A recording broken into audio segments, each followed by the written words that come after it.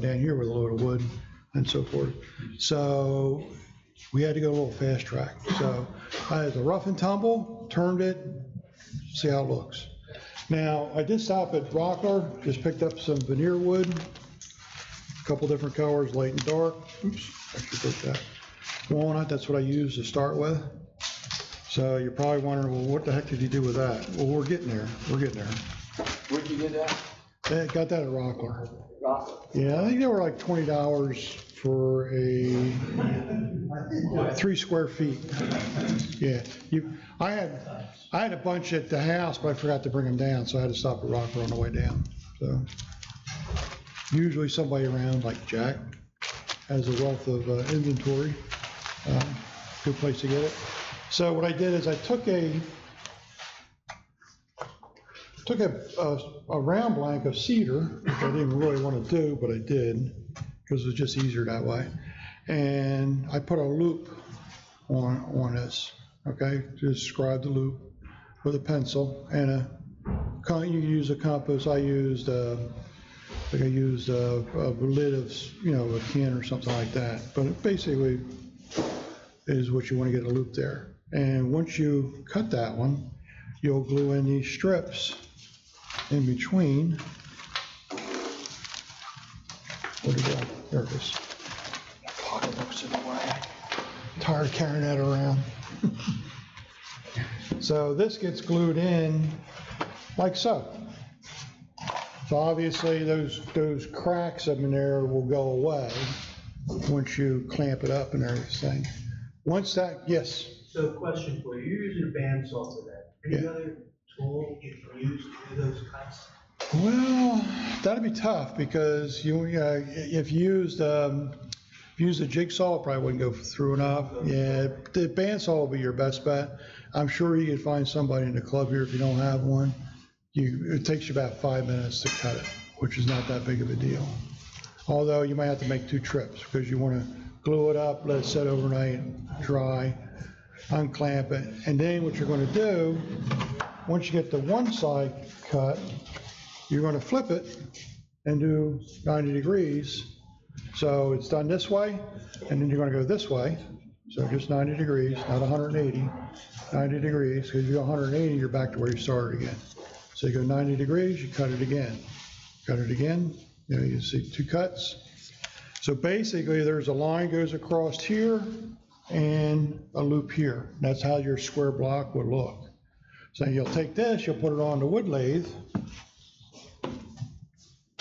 here, and you'll turn it. You'll shape it to your bowl. I mean, you can cut the corners off to make it a little bit easier to turn. I just turned it square. Now, there is a drawback with this. I wouldn't say drawback, but things you should know. Try to keep your loop at the top, and I'll show you why in a few minutes. Because you want to put some reference holes in here to put your dowels in. That helps hold the wood in place so it doesn't shift around while you glue it up. You clamp that down, you put your dowels in there, drive them into the wood underneath, which basically this is your bottom at this point. Now, the reason why I say put it up toward the top of the bowl is if you put your dowels in too far, they're going to show up at the bottom if you don't cut down inside the bowl far enough, which I didn't. You'll see that here. So there's minor points. There is a jig. Question? Yeah, so couldn't you just clamp it without the dowels? You could, but this ensures it just stays in place. So it doesn't move around on you. It makes it easier to clamp up. It's not a big deal, but it just makes it easier to clamp up. You drill the dowel holes before you cut? Yes, preferably, yes. So I drill them in the top. I don't have the one glued up, so I had this one. I was running out of time last night because I turned the bowl out. And then I said, you know what, I better show this because you won't know what I did otherwise, or how you got to where I got it gotten. Now, when you cut it the second time, I didn't glue these up. So this is the second piece, drilled perpendicular to the other one. And there is a piece that overlaps, which I just taped in there. So if you take the tape off, you can see this extra piece. Because the lines, the wood will overlap with each other. So now this is just one way of doing things.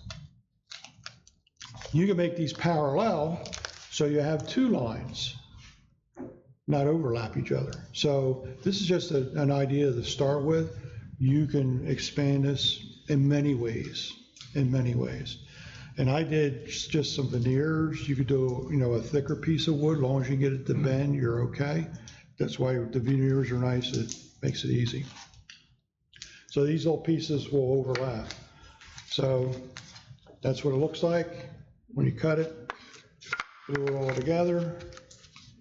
And hopefully when you glue it all together, everything matches up and you get a nice glued up piece and it doesn't fall apart on the lathe. That's why I let it set a day each time. Question? Another question, can you use metal? So like thin pieces? You can use aluminum, you can use brass, you can use copper sheathing. Yeah, you could use anything that will bend and will cut on a wood lathe, and all three of those will cut very easily using wood turning tools. And then with epoxy then for gluing it? I use Type-On 2. You can use epoxy if you want. I don't see any reason why you can't. Just make sure you don't get air bubbles coming through on it, because they may show up on you. But I just use Type-On 2. Not a big deal. So you probably wonder, well, how'd it turn out? Well, that's how it turned out. So now you got, because I crossed them, Oh, wow. they turned around, I'll pass this around. And if you look on the inside, you get the same thing. Now, again, this is just one way of doing things. And this is, for me, it was quick and dirty. I did this rough freehand on a bandsaw. You can set up a jig to do a round block of wood, use a chuck, and I got all the tools, parts, I just didn't get it all set up in time.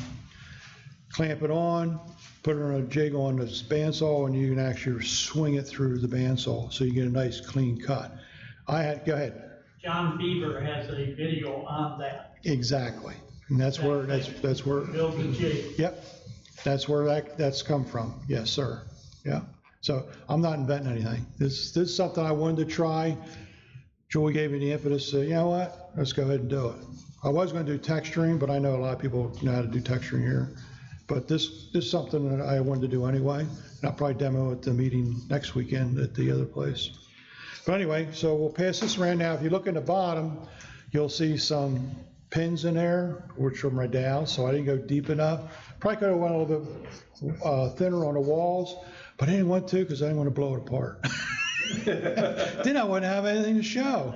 I could do, sign. We'll pass this around. So if you wanted to do a top of a piece, okay, you wanted to do a top, I'll use this for a top. You could take it, set up a tool, and Sokolov on YouTube showed this, probably a while ago now. But it'd be a nice add-on or a nice complimentary setup to this if I wanted to put a lid on that. He actually cut a tool down, so he actually put a groove in there just wide enough to fit the veneer in. So what he did is he actually took the veneer and he cut it in pieces and glued it in the hole in the groove with CA. So now he had a nice, and it was sticking up, so he put it back on the lathe, glued it in with CA, and then turned it. And he put a couple rounds, grooves around, and it really turned out nice. And it doesn't go all the way through, shows up nice. Yes, sir. When you do that type of a method in a groove and put your veneer in it, you stick it in there and then glue it. Yep. And then break those down before you try to Turn them on off, the so lathe, you don't rip them out. because Yeah. Otherwise, you're gonna rip them out. Yep, you can do that, yeah. So you go back to the bandsaw, just run it through, or cut them off with a utility knife. Because you can go back and now you can go ahead, if you make it deep enough, you can go ahead and shape that lid any way you want. Sokolov, he actually brought it around, nice dome shape to it, and he put 2 circles down toward the bottom. I think he put 1 or 2 up at the top too.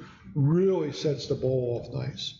So as Jack says, instead of just having round and brown, add a little finesse to it, make more money, if you want to sell it. Or give an extra meaningfulness to a gift if you're going to give it away to somebody or something like that. If nothing else, you improve your expertise. So you show off your talents. So, any questions? Okay. I know it's short and sweet. I don't know if they want me to turn anything on this. Yes, Jack? I got one thing. There's a lot of smart guys came down the pike before we started doing it. Absolutely. There's this stuff that we're learning has been done before. And YouTube and places like that is valuable if you guys want to start learning to use stuff. Now yeah, go ahead, I'm sorry. Just keep that in mind when you get an opportunity to turn on some of these. Some of these guys will drive you nuts. They're doing the wrong stuff. They're doing stuff that's tedious. But some of them really got their stuff together and they can put something out there that you can do in 5 minutes. Yeah. And this wasn't that hard to do. Right. This took 2 nights just gluing it up and just letting it set.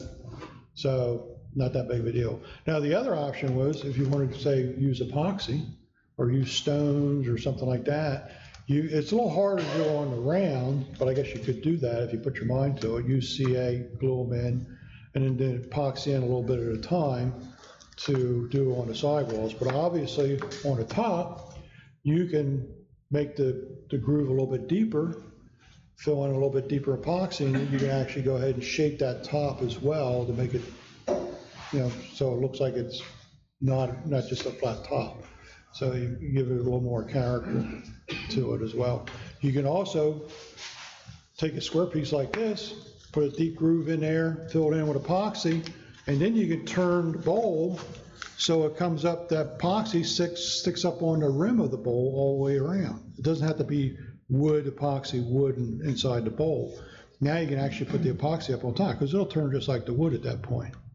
Maybe a little more careful because you don't want to chip the epoxy out, but hopefully it'll stay where it should be at. So I've seen that as well. Did I miss anything? Any other questions?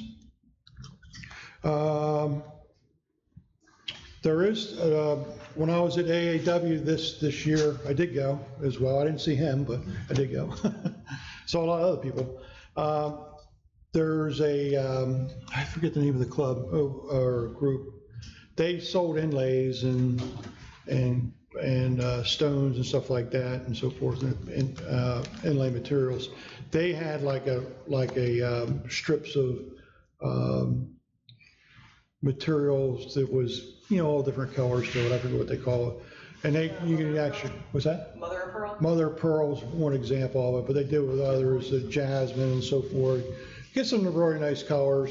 A lot of times they put them on rings and stuff, but they'll for a large bowl, it takes a little bit more money to do that. But you can wrap that and inlay with a little bit of CA and buff that out. It'll look just as nice if somebody else did it. Probably better if you did it yourself. Okay, that was my purpose of the demo. Julie wanted me to turn something, but I figured it'd be a heck of a lot easier to do a show and tell. If you sell the bowl, you kind of get this, hopefully it'll give you an idea how things work out. So once you get it glued all up, like I said, you'll get a loop and you'll get a line across there at the same time. Yeah, right there, you'll see the line. So it doesn't look like the way it turns out, but once you start turning it, it looks pretty interesting. Okay.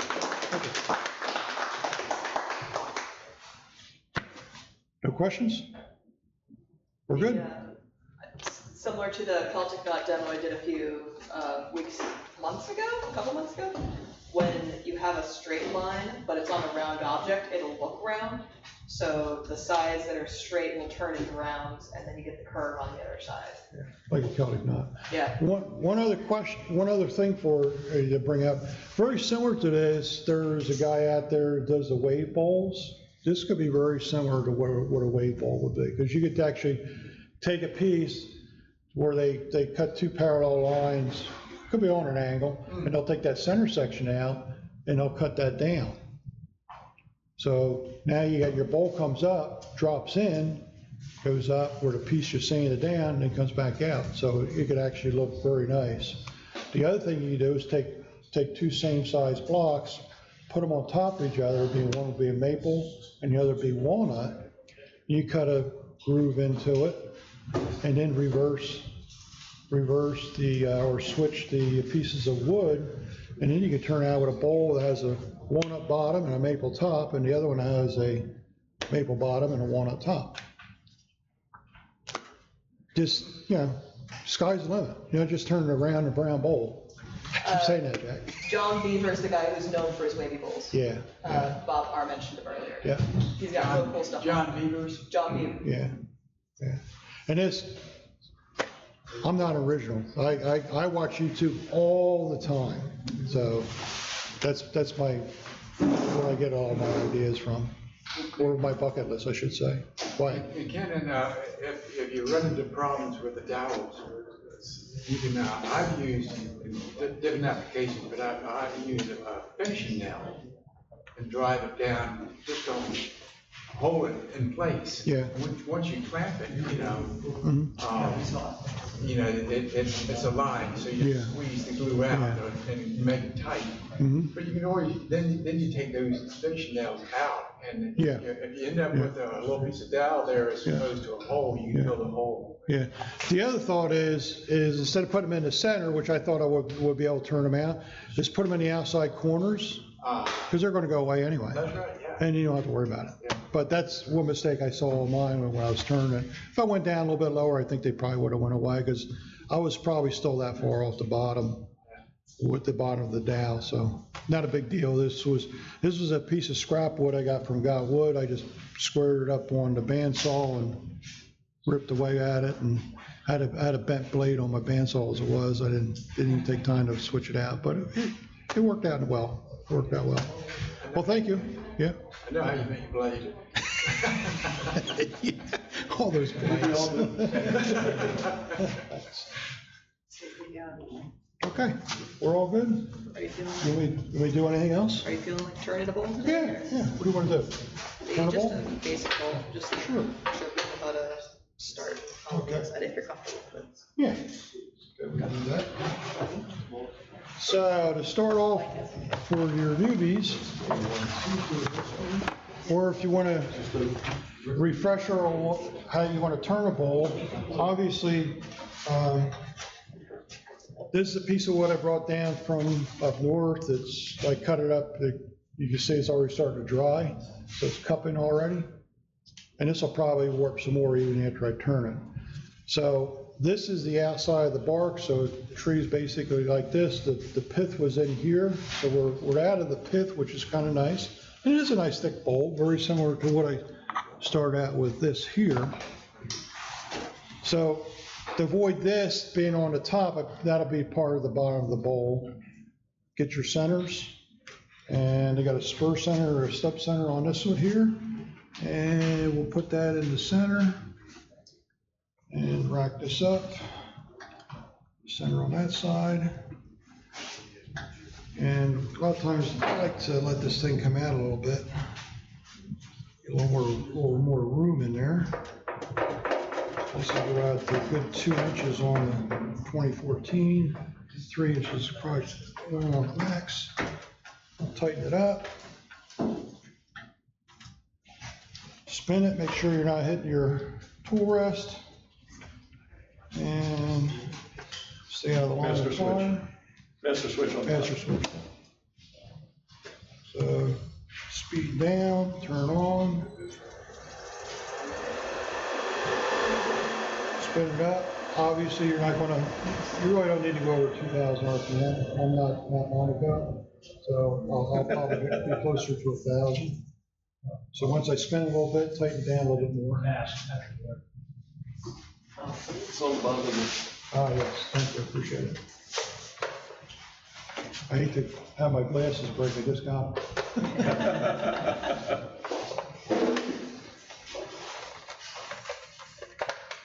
Okay. So the first thing I use, I just got right to the bowl gouge. I'll start forming off, just shaping off the bottom. Got a little bit of ingenuity early on from Paul in here, showed me how to get things started, especially when they're out around a little bit. This is not too bad considering. We'll start this up.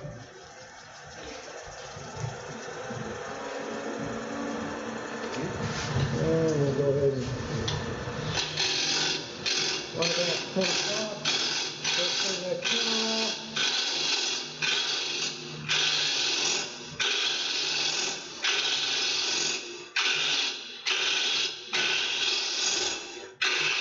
Slowly work our way to the top. Go around that out.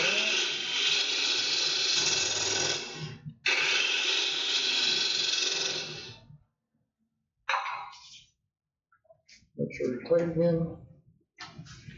And last night I was turning that one, the wood kept compressing in. Now I'm usually a little aggressive. I usually use a 1/2 inch full gal, and I'll beat the hell out of it. I'll get it down to where I want it to. Once I get toward the finish where I want it to be, then I'll not necessarily slow the speed down, but slow my cut rate down.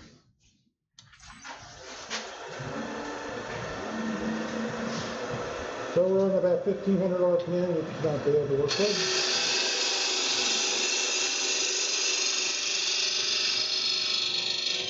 As you can see, I'm not standing here. Not a good place to be.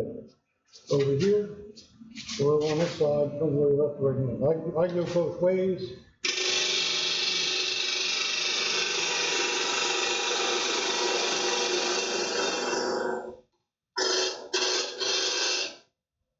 But just don't want to stand in front of it.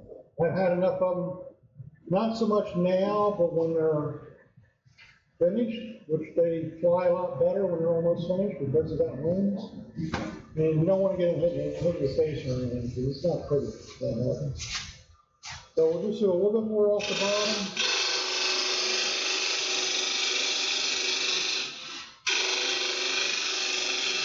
As you can see, I'm riding the side here a little bit, just kind of help shape it a little bit. You want to do it, more of a finished cut.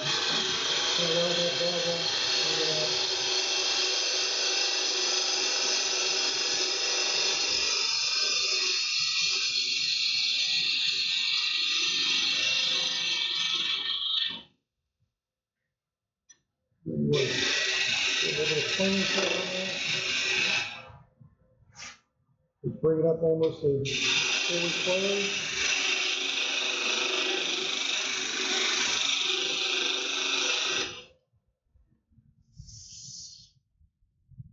Not too bad. A little bit of the spark there yet, but not too bad. Nice color to the wood. There's a 2-grain color to it. Some of the sapwood and darkwood. I'll go a little bit more there, try to get some of that out.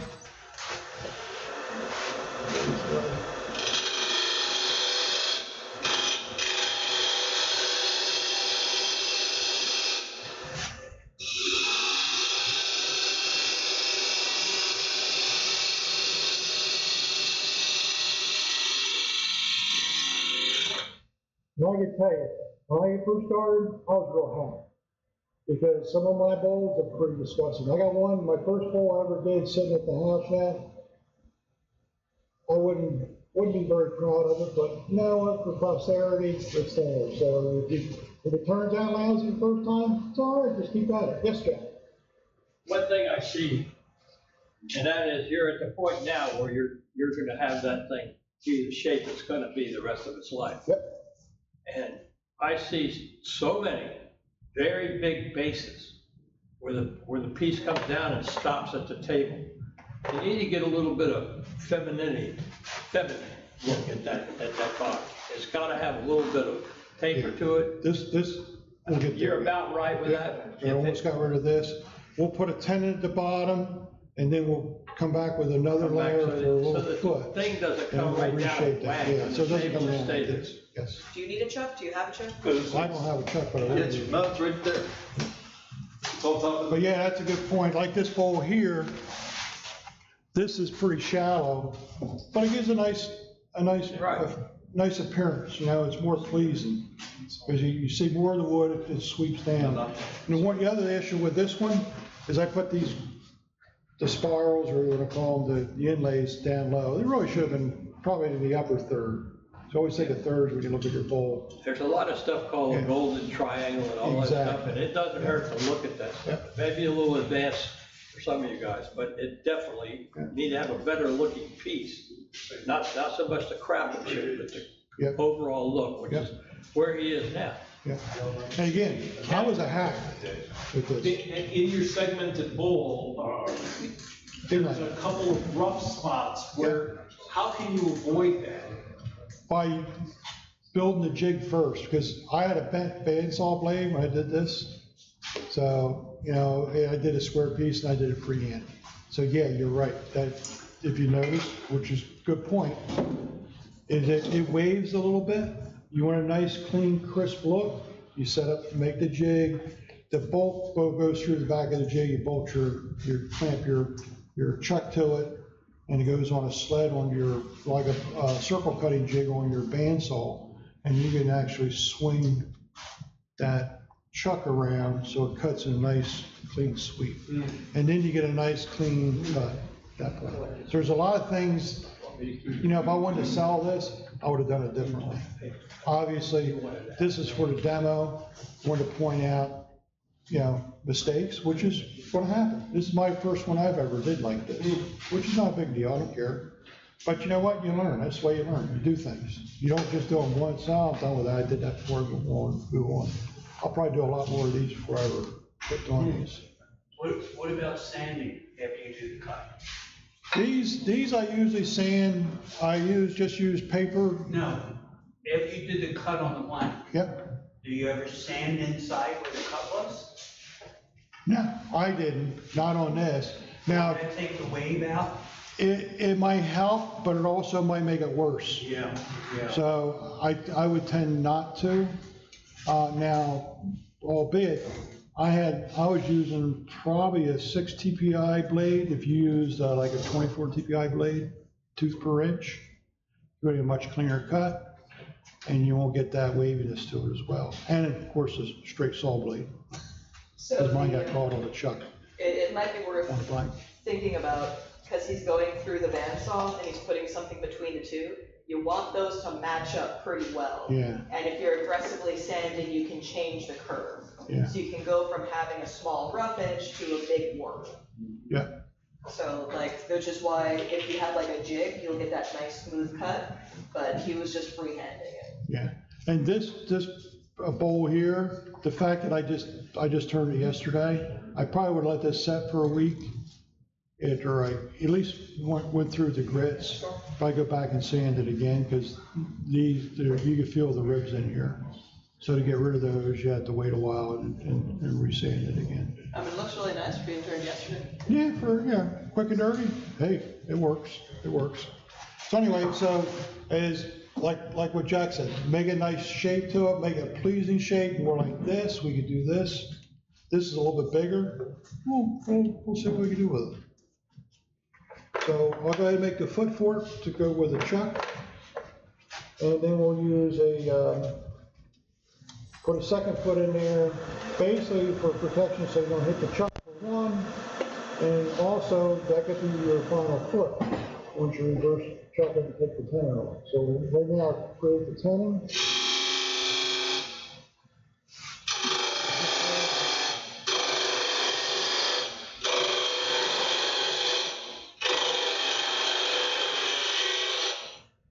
Do you have a chuck here? Yes. That's right here.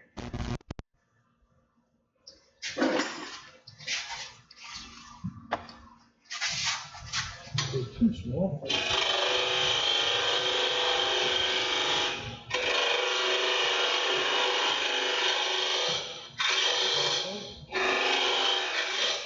So now what I'll do is I'll we'll make another strip. So now you see you got this wood here. So now what we can do is we can reshape that so we can get a more of a sweep down at the bottom. You want a nice even sweep. You don't want any flat spots to it. Maybe a little bit of a flat spot here, so we'll round that out more. This will, down here, will actually be your foot for your final piece here.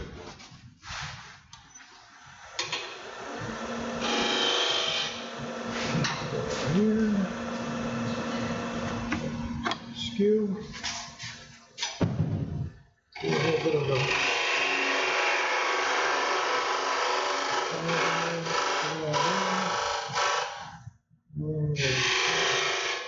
open it up just a little bit. There we go. Now we'll go ahead and bring this around. Move this out.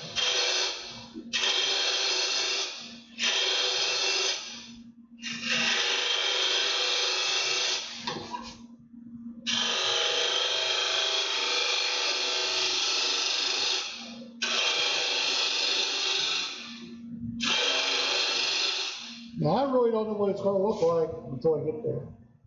I'll get to the point where it's pleasing enough for me, and I'm happy with it. We'll see how it goes here.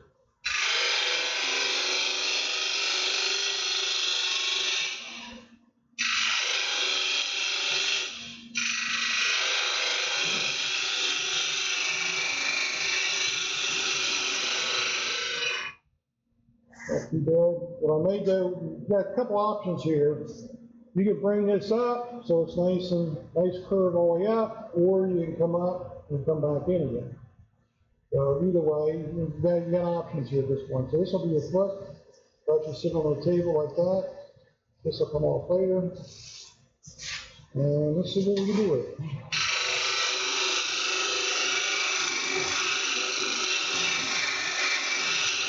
This is going to take the most time to figure out what your shape's going to be, because once you get the outside done, finished off, it's just a matter of hogging out the inside, and that's only going to take maybe a half hour to do that, depends on how fast you are for cutting it out.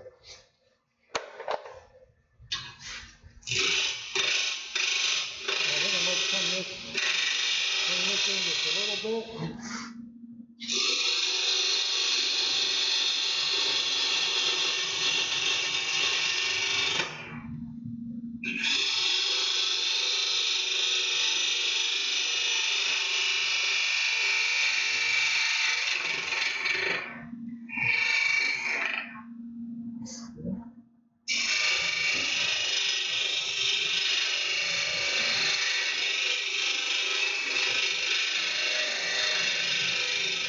Now I'm just using closing that up almost to 90 degrees, probably about 85 or so. Just enough so I can sure cut the face off, get any glue ready, hopefully get rid of any tear out, so forth. And final shaping of the bowl itself.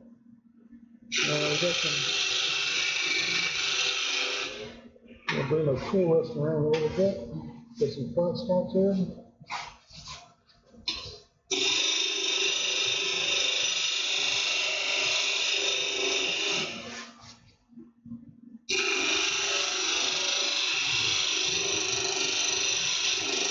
Now, I'm not looking down here, I'm looking right here. This is the shape I'm looking at. It's just easier to see there.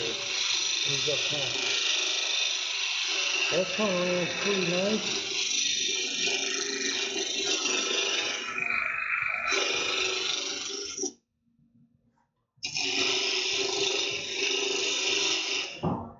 Now, if you had a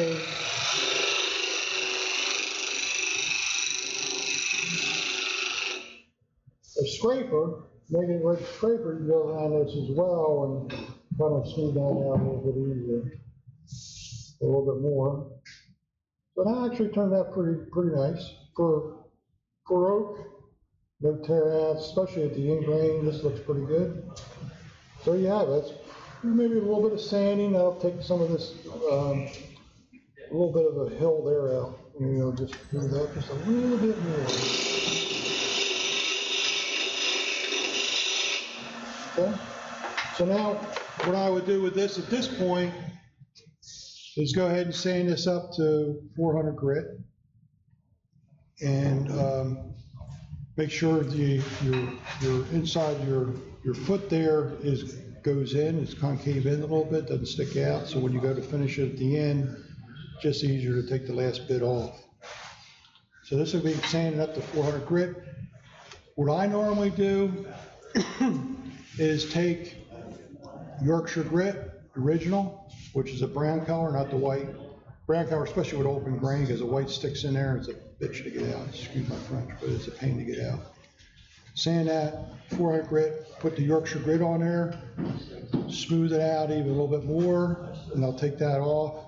and I'll buff it out until I get no more of the paste coming back off on the paper towel. Once I get that done, I'll put 3 coats of lacquer. If you want to use a spray on 2-part epoxy or something like that, you can mix up by hand like what Paul does. You can do that as well. Let that set up, dry, and now we can just go ahead and take this off. I'm not going to go ahead and sand it at this point. So now we can take this off. So this is what you got to work with. So you get a little closer to view with what you have here. I got it. I'll get this set up. Ken, where was your block that you started out, that you showed us with the bandsaw? Right here. Will you pass that around? Sure, absolutely. I'm sorry. There you go.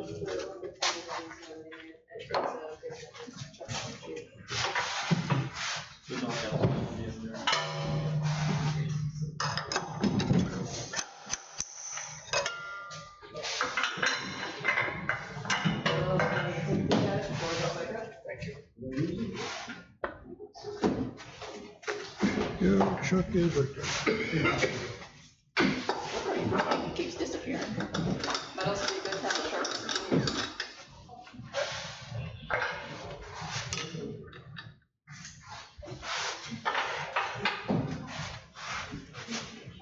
Okay. So hopefully this will fit. This was a guess. We got plenty of room to work with. So what I like to do, it makes it life a little bit easier. Before I tighten this all the way down, you still have your center mark on the opposite side. Go ahead and put your center back on it. Tighten it down a little bit, snug it up. Because that way it helps center the bowl. Because even last night, I just stuck that on there and used the tail center, and I spun it and it was wobbly. Instead of trying to turn that all back out so it's even again or round, put the center back on here is almost going to, virtually guarantee you're going to be nice and clean, no wobble to it. So now what I'll do is I'll go ahead, once this is tight up against that, now I'll tighten it down. You don't want your tenon to bottom out on the bottom of your bowl. You want your tenon on the bottom of that, your seat here, or basically your foot. That's going to help support the bowl. It's going to keep it from rocking so much. That was part of our problem at the county fairs when we turned the guys that turned the blanks or the spindles for the turning tops. That heel here was not big enough, so it would tend to move too easily. So you want to be able to at least cover the jaws with it. So just double check on these. Spin it up just briefly. Make sure everything's good. Now, I turn this down all the way down. I've had problems in the past, or some mistakes in the past. I actually turned the button on. I had a safety switch over on the right-hand side of my other lathe. It wouldn't work. I said, what the heck's going on? I left it turned up. I went to hit the safety switch, come back and turn that on. This thing went to 3,000 RPM. You talk about scared the bejesus out of you. Yeah. You don't want to do that very often. Okay. Yes, not slowly, but very fast at that point. So just double check after I spin it up again. Make sure everything's tight. Now you can leave this on there if your bowl is bigger. You leave this on there, it helps steady the bowl, just in case you get a check. And I do, I get checks, maybe because my MF this, because I'll try to do a cut that I know I'm gonna get a catch. It's easier to cut that way at times, but more than likely you're gonna get a catch. So you gotta try to avoid those if at all possible. Here, I'll just go ahead and take this out, back it off. And hopefully this will get, sure work. Yeah, Yeah. Sherry. Sherry, we're gonna get Sherry in here. Same cute face.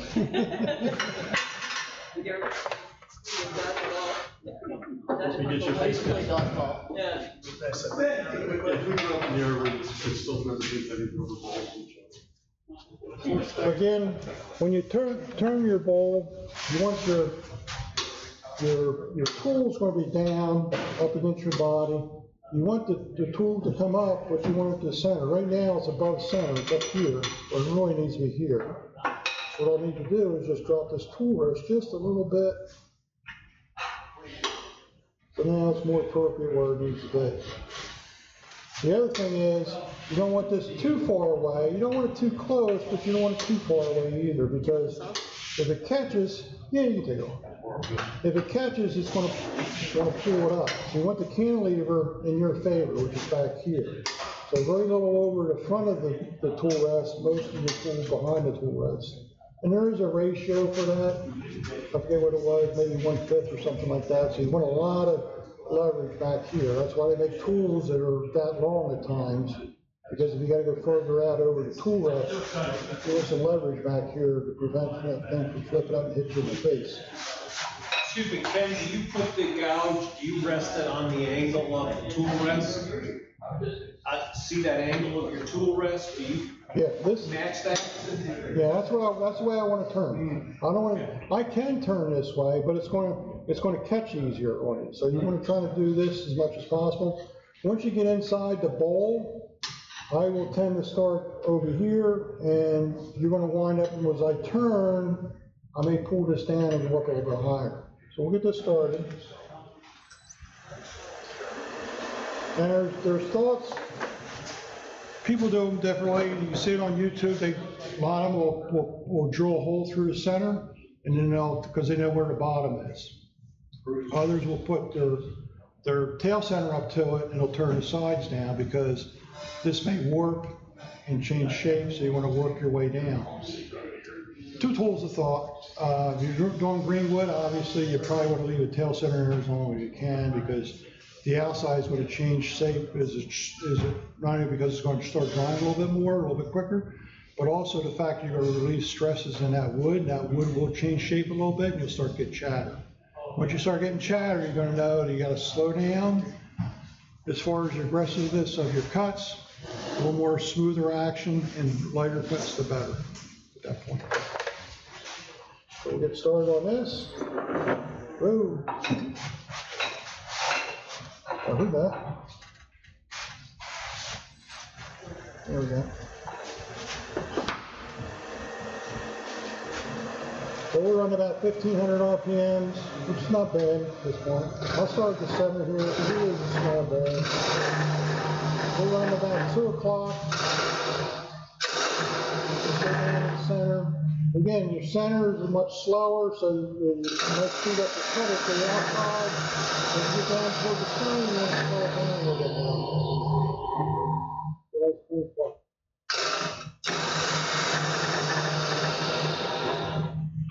When you say I'm down here, and I'll turn that forward more close, and I'll get toward the center.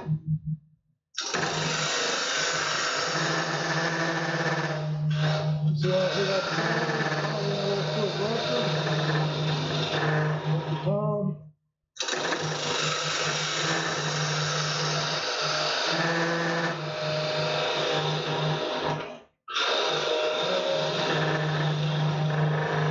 Always be aware where your hand is. You get too close, you're going to catch there. I just sold a 3520B to a 14-year-old kid up in South Carolina last month. First thing he did, put his hand right in there. And fortunately, it didn't break anything. It scraped his hand a little bit, bruised it up, but he learned a valuable lesson very cheaply. So it's always a habit to put it over, so you may need to go, keep it off the front of the tool rest. I'm going to even this top up a little bit.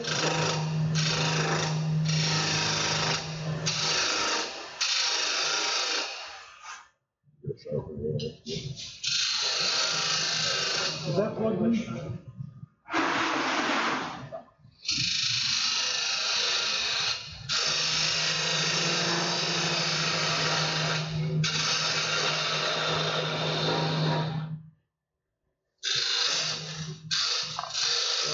stick off there.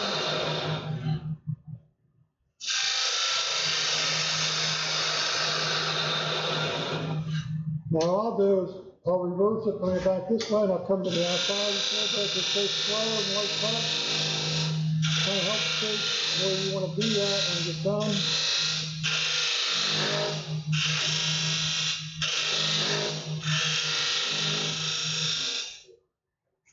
And another thing you want to be careful of, this outside edge, get very sharp. Same with the inside edge. You get your hand up here, it'll slice it in a heartbeat, just like a razor. So a good thing to do is just go up here, extend that, just take the corner off just a little bit. Now you got your fingers up there, it's not going to cut. Now you can go ahead and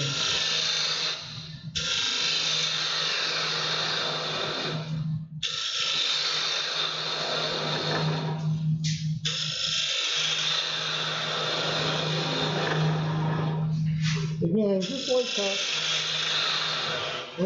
All this practice, because it's repetitive at that point.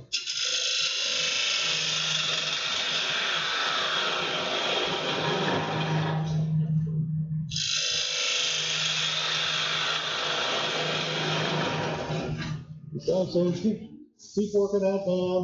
Now I'll monitor this outside wall with a pair of calipers. Kind of keep things even as much as possible. You use your finger calipers if you get pretty good at it. I am not, so I always use calipers. Again, this tool is a little on the dull side at this point, so with oak, it's going to spin out quite a bit. I'll prevent this one.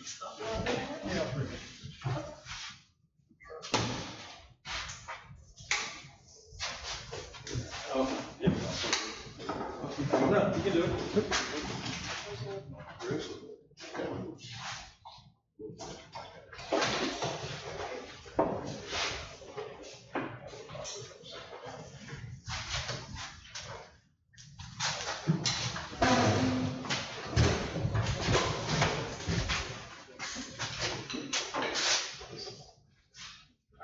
Talking better. Yeah, I can see it.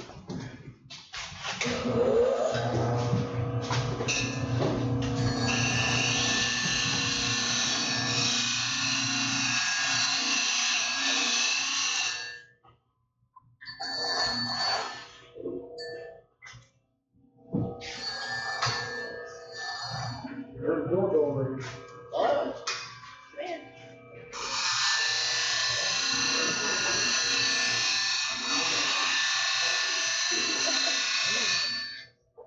I just want to get a sharp edge on it. It's only gonna be a minute. About 15. It's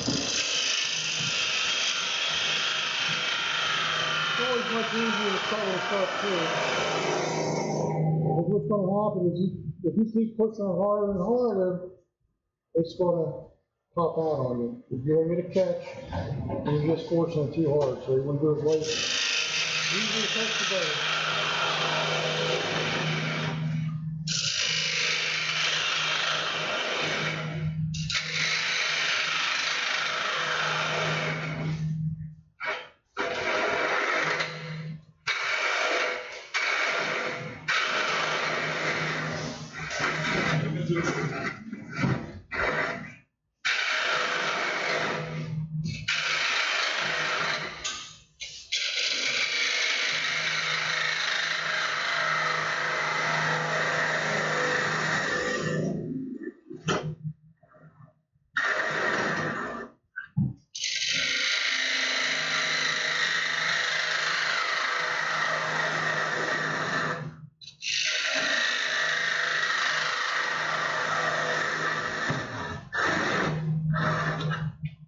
Okay, so it looks like.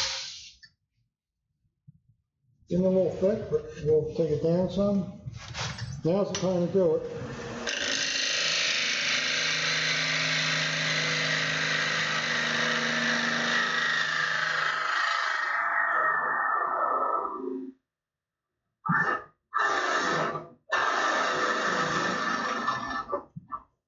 Now, I'm about that far over the tool rest, so I couldn't get in my lax at that point. So I'll probably need to put this tool rest further inside the bowl to help give it some support.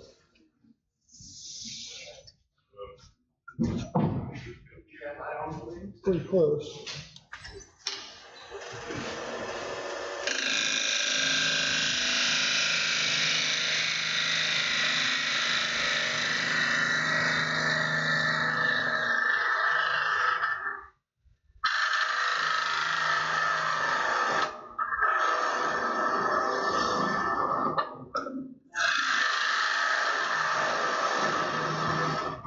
There you go.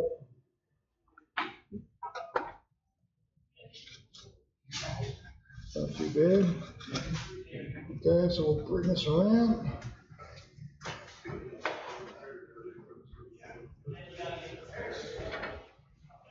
Now you don't want this to move while it's in there.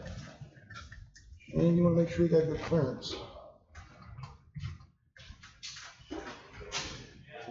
I don't know if he's covered or not, but normally when you're doing what he's doing, you drill a hole as deep as you want. Yeah, you mentioned that. Yeah, you said that right at the very beginning, yeah. That way you know your depth. And that way you won't make a fuck. Yeah. Right now, my tool here for my depth gauge is I stick it in there, put my thumb up, match it up. I'm about right there. So I know I got plenty of room there yet. But yeah, taking an old drill bit, putting a handle on it, mark it, drill it in, makes life a little bit easier. I don't do that generally. I use calipers, but that's actually a very good It option. gives you a starting place too if you're gonna drill.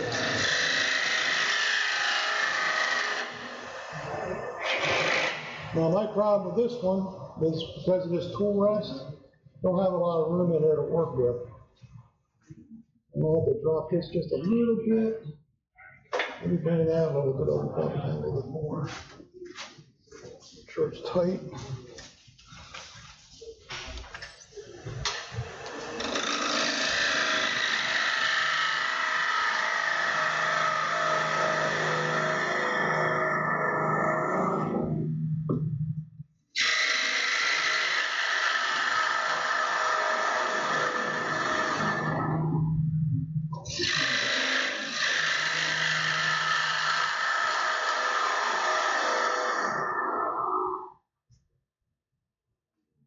Then, don't be afraid to stop and check it, see how it looks. Clean it out. Over there. We're getting closer. A little lip right about there. Doesn't hurt to have a little weight at the bottom of your hole. Yep.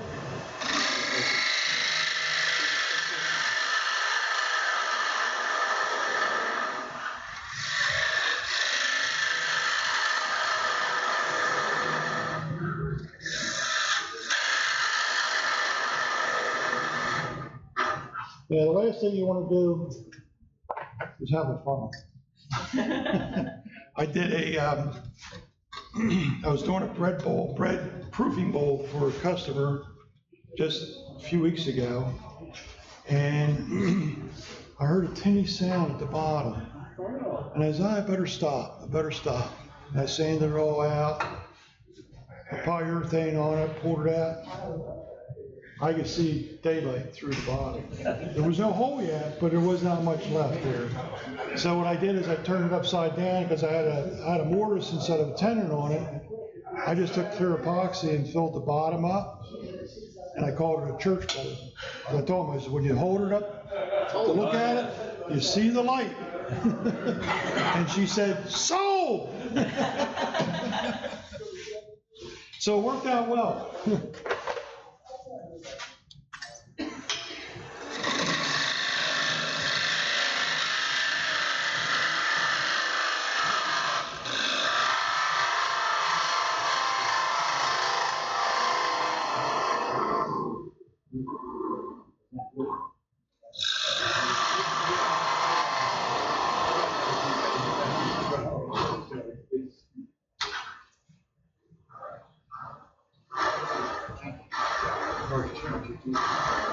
Just go with a little bit down the bottom. That's the start. I think we're pretty much done. Join this time of the year where the barnacles grow fast. Yeah, got a little bit of weight there, we can go a little bit more. It's pretty though, that's the way it is.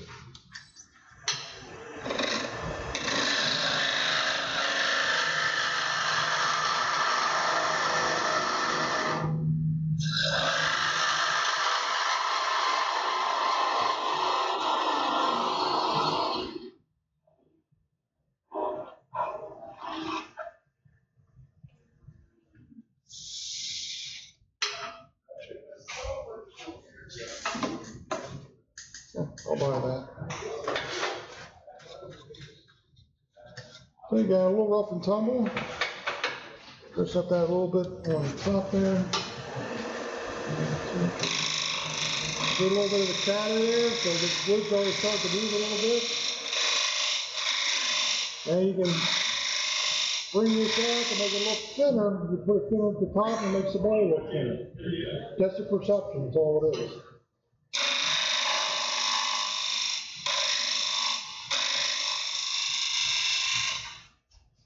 Okay. Call it a day. Good job. Yeah. Now, I would take a piece of round stock. I actually last night took a tree limb, a piece of cedar, turned it around, put a nice dome on the top, put a tenor on the backside, turned it around, stuck that bowl in there with some paper towels, put the tailstock up there, turned the foot off. Not that hard.